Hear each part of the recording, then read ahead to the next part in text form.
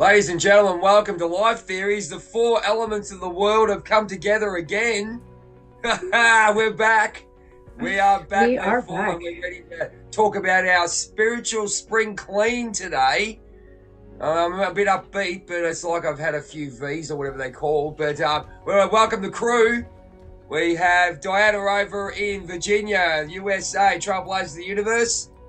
We have Small Sarah Big Soul. Yes, I got it right, even at 6:13 a.m. in the morning. Over in Canada, we have Raven, who has lots of special powers. We all know that. We'll talk about that later. And back from Gotham City, he's taken our Joker, taken our Penguin. We have Batman. He's back.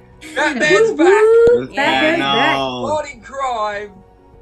And I'm Jay from I was going to say Spiritual Needs TV. You could be from me, Jay. Yeah, I know. It's all right. Well, anyway, Journey by Whitefeather. So, ladies and gents, it's good to have the crew back. The four elements are back. We're going to talk about a spiritual spring clean and going into your new self, because the old self's trying to hang on.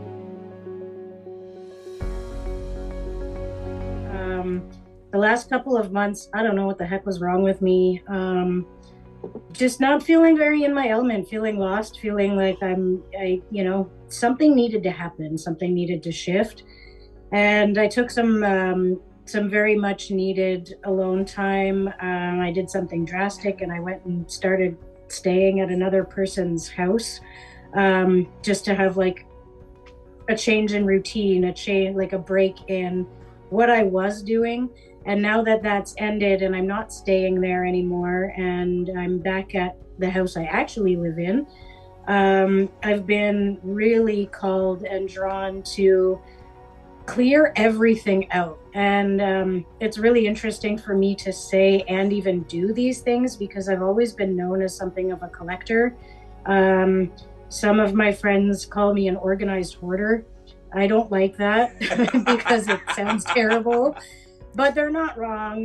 There was a part of me that was a very organized hoarder. I really had a strong attachment to a lot of physical items. And since coming back from that little break that I had, kind of looking around my house and realizing that the energy of these items is no longer serving me.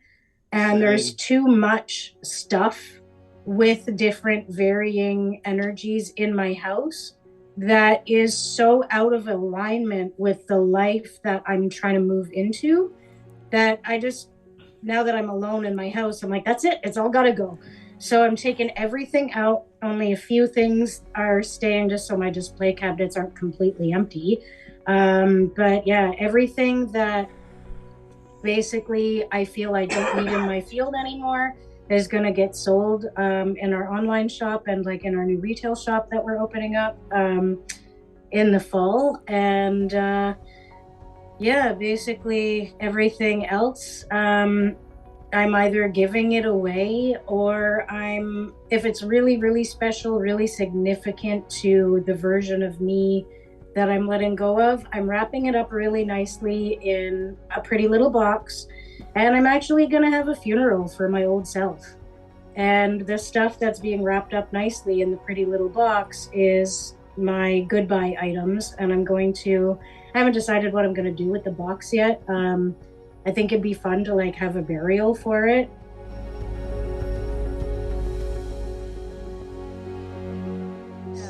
You said you're painting your house too? Like you're refreshing and doing something too, Cortez. That was like, I say it was spontaneous, but we've been planning to do it for a while now. But it was just one of those things where it's funny because you could live in a house and nothing can change in that house all year round, right? And it won't bother you. And then you can hit a certain cycle or a certain transition, or something will happen. A metamorphosis within inside of you. Something will happen, and the same house and the same things that haven't moved all year, that haven't bothered you, will then bother you. Yeah, that's what happened to me. I got back to my house and I was like, I hate everything about all of this. gotta go. I find it fascinating how, as humans and as species, we believe that we change, but do you want to know what? There's an underlying energy that starts that change within us. Do you understand? Because all year round, our house or those things didn't bother us until something happens, or until there's new energies that come in, or until, do you understand? There's a until. Yeah. And then we decide I can no longer look at this anymore because it's fucking bothering me. Do you understand? That's what happened to me and all the stuff that I used to love, dude. Like, I love this stuff. I'm obsessed with this stuff. These are like my trinkets, my collectibles, things that mean so much to me. I'm like, I don't want to look at this anymore.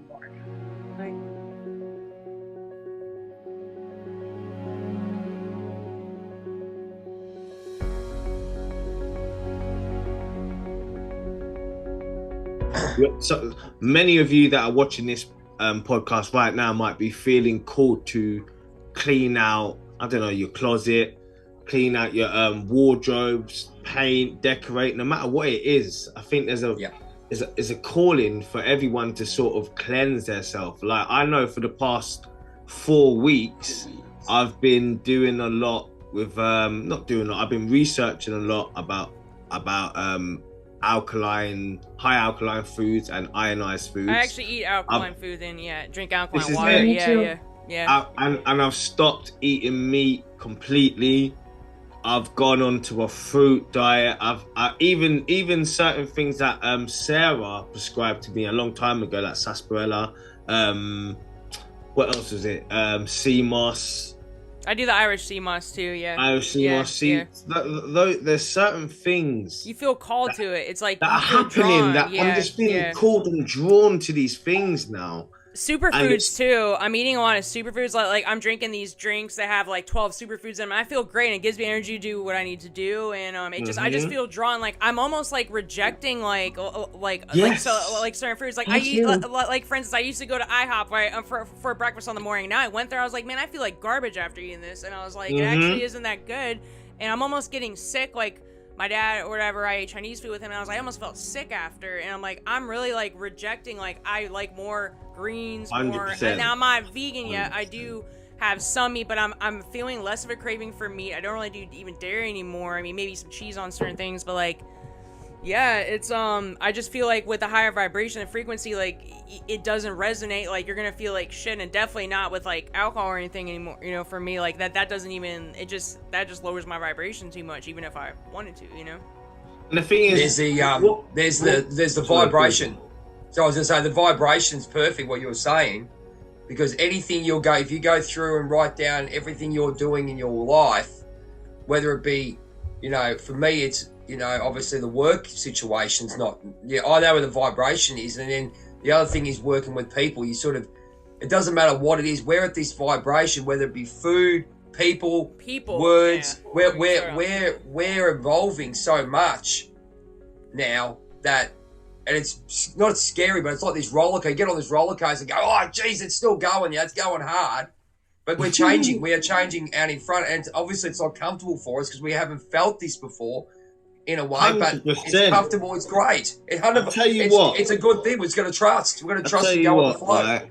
This might sound fucked up a little bit, right? But do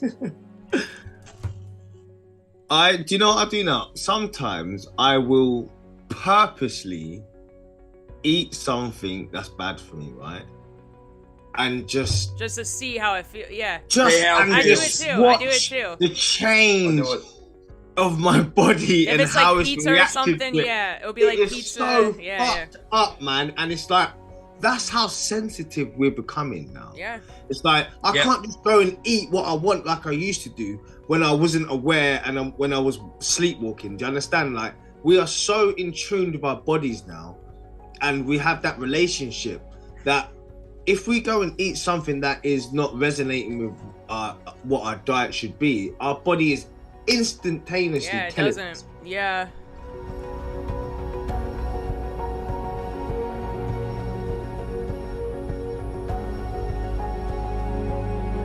Getting back at it. but I was gonna do one about using the term "I am" to describe your emotions, like when you're sad. Oh, I am sad.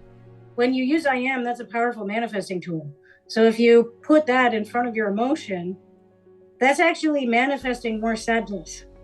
You're claiming the sadness as a part of you instead of just saying I'm feeling sad or I'm experiencing sadness. Yeah. So I wanted to make a video about this, Sarah. not When I accidentally first manifesting shit emotions. When I first read Dr. Wayne Dyer's Wishes Fulfilled, I don't know if anyone's read that book. Yeah, I've read that one. But I've listened to a part of the audio. Get it on my audio channel. Yeah. I listened to a part of the audio. He talks about the importance of I am, because he talks about how that was the only name God gave in the Bible to Moses to describe who he was. I am that, which means I am everything. I am that. I am that. I am. But anyway, where was I going with this? Not manifesting, using the word I am. That's it. Using that term, I am. And when you become aware of how many times people use that term throughout the day unconsciously, I feel sick, or I am this, or and it's not I'm tired, I'm sick. Tired, or I'm lazy, I'm hungry, I'm bored, and it's like, just putting all these negative manifestations on themselves. It becomes annoying, and I realized, like, when I first come into that knowledge, that was when I truly realized how annoying my ex-partner was. And if you're watching this, I'm sorry to say that, right? But I was so aware. I become so aware of how much she moaned and how much she would use I am. Like honestly.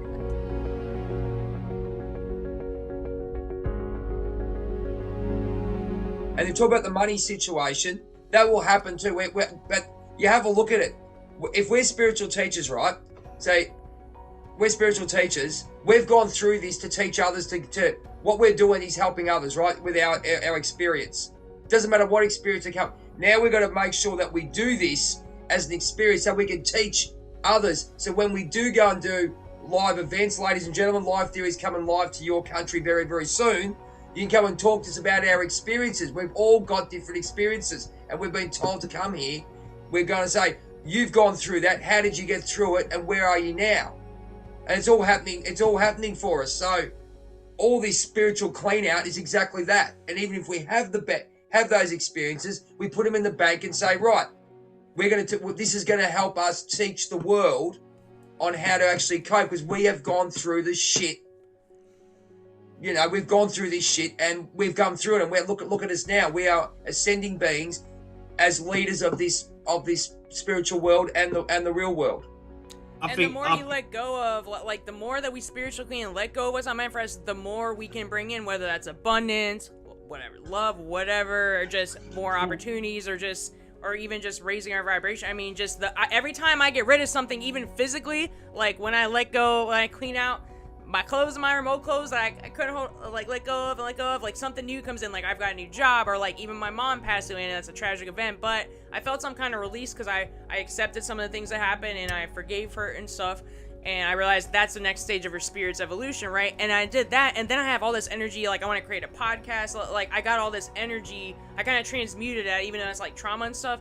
I feel like that was let go, and now I'm ready to bring more in. And I'm not saying that has to happen. That's pretty crazy, but it shows an example. Every time you let something that's not meant for you, you make space for what is. You know. 100%. Yeah.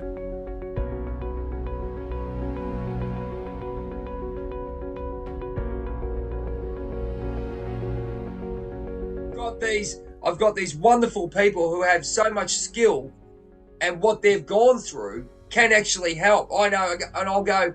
Even with people I see out there who have no idea and I don't want to be around, I go, I reckon I'd love to get you, Diana and Cortez would be a good team on some of the people I work with. You'd fix them right up. because I've got no filter. But I think mix them up in a way. What I mean by that is, even though I've got no filter, I'm getting better. You guys talk sense, but you talk it from a place of love, at a place of being firm.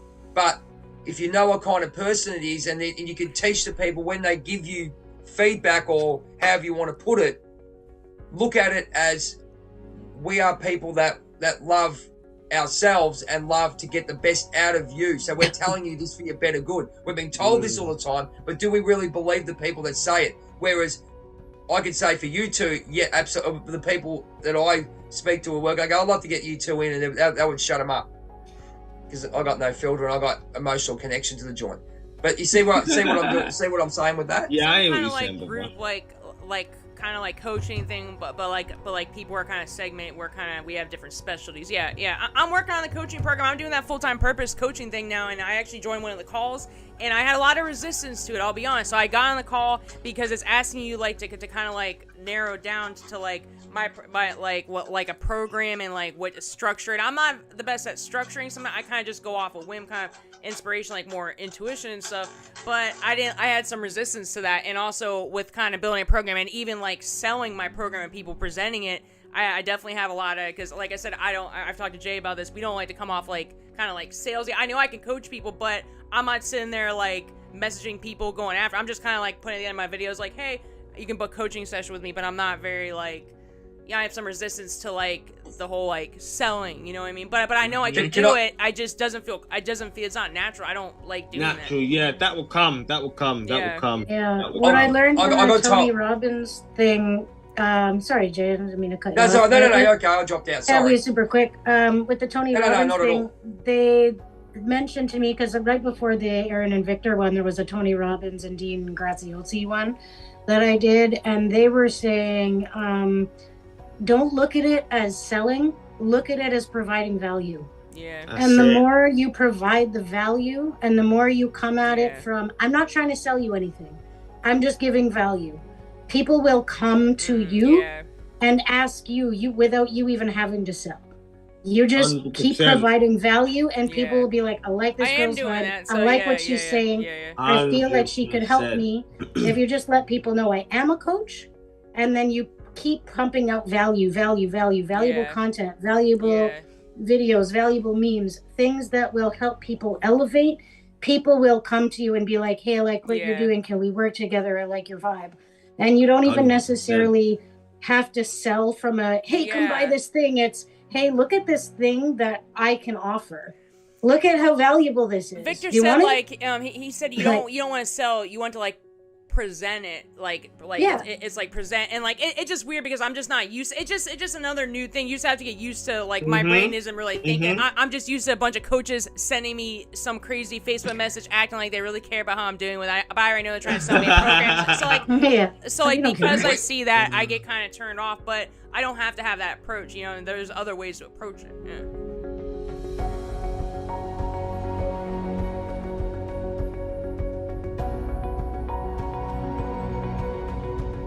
Thank you so much for joining us on our episode of Life Theories this week, you guys. We appreciate each and every one of you. If you like what you saw today, don't forget to subscribe and hit that like button.